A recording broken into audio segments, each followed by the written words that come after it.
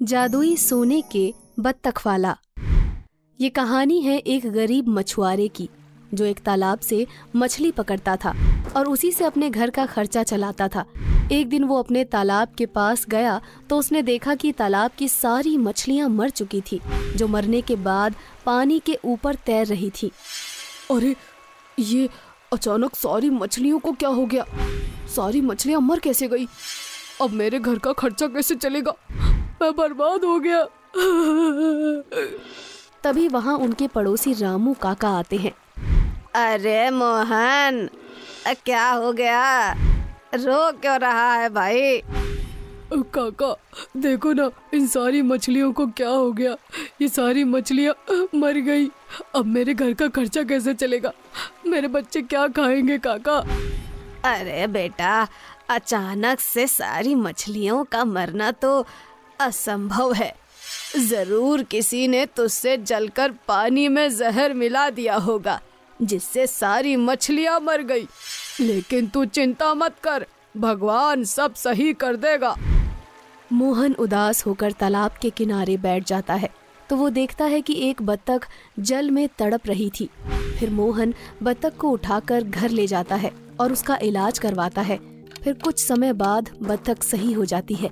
फिर एक दिन मोहन बत्तख से बोलता है, अब तुम पूरी तरह से सही हो, पर मैं अब तुम्हें वापस तालाब में नहीं छोड़ना चाहता।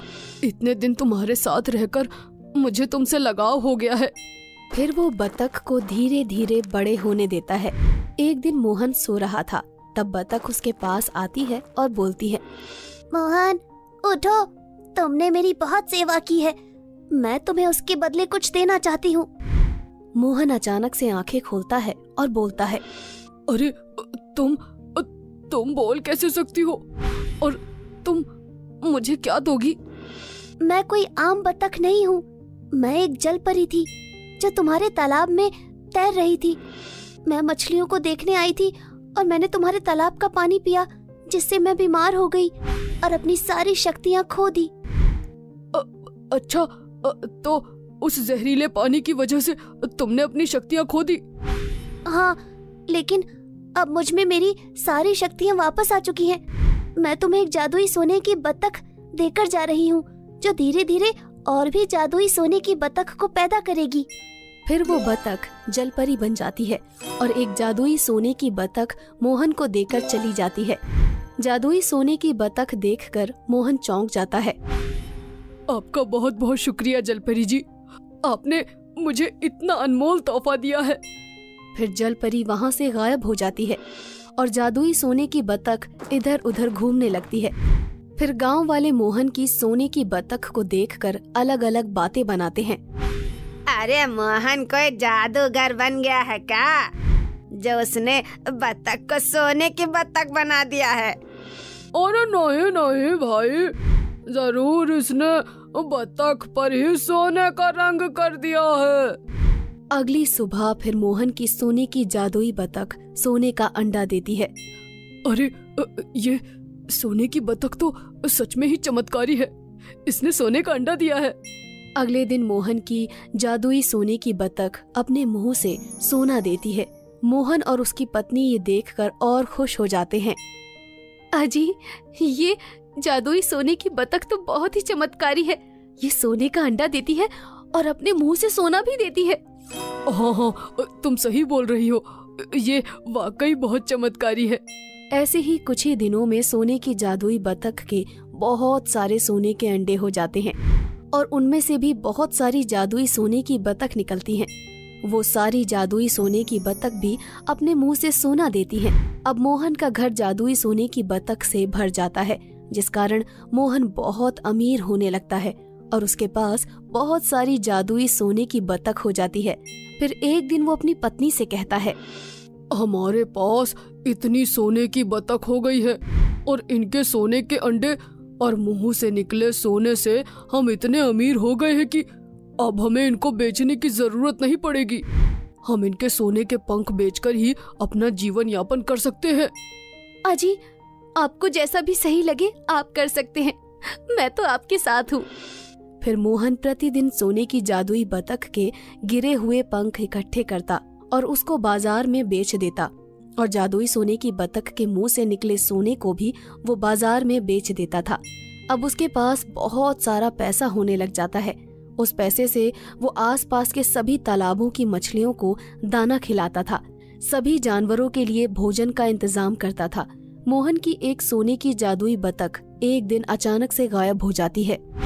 अरे, आज मेरी एक जादुई सोने की बतख कहाँ चली गई? मुझे दिखाई नहीं दे रही।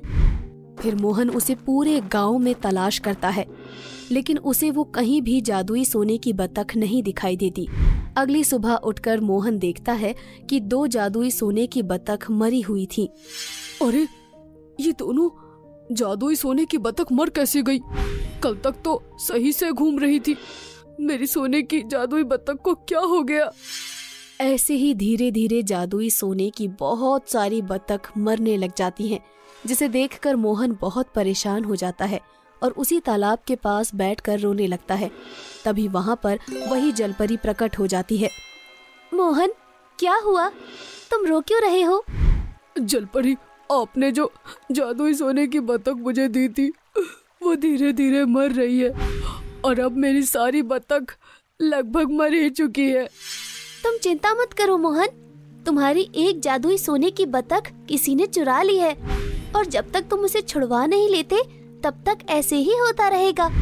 और जब वो तुम्हारे पास आ जाएगी तो तुम्हारी जादुई सोने की बतख का मरना बंद हो जाएगा। इतना कहकर जलपरी तालाब में वापस चली जाती है। फिर मोहन अपनी जादुई सोने की बतख को गांव में जाकर ढूंढता है। वो कोई भी घर नहीं छोड़ता। तभी रामू काका उसे मिलते हैं। अरे मोहन, कहाँ जा रहे हो बेटा? अरे रामू काका, मेरी सोने की बतख किसी ने चुरा ली है, मैं उसे ही खोज रहा हूँ।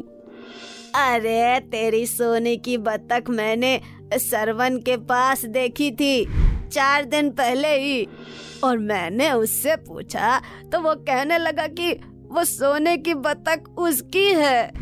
आपका बहुत बहुत शुक्रिया रामू काका, मैं अभी उस सरवन के पास जाता हूँ। ये बात सुनकर मोहन सरवन के पास जाता है और अपनी जादुई सोने की बतख मांगता है, लेकिन सरवन मना कर देता है। लेकिन मोहन की आवाज सुनकर जादुई सोने की बतख मटका फोड़कर बाहर आ जाती है। तुम कितने झूठे हो सरवन, मेरी सोने की जादुई बतख को तुमने चोरी किया और साथ ही मुझसे झूठ बोल रहे हो। ये सोने की बतख मेरी है।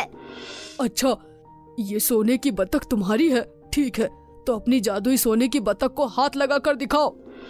ठीक है, अभी तुझे दिखा देता हूँ कि ये जादुई सोने की बतख मेरी ही है।